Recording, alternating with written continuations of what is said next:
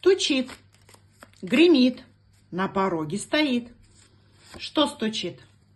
Стучит свидание, стучит примирение, стучит новая любовь, стучит либо возвращение из прошлого мужчины, либо новое знакомство, оно на пороге, и это новая любовная история, взаимная.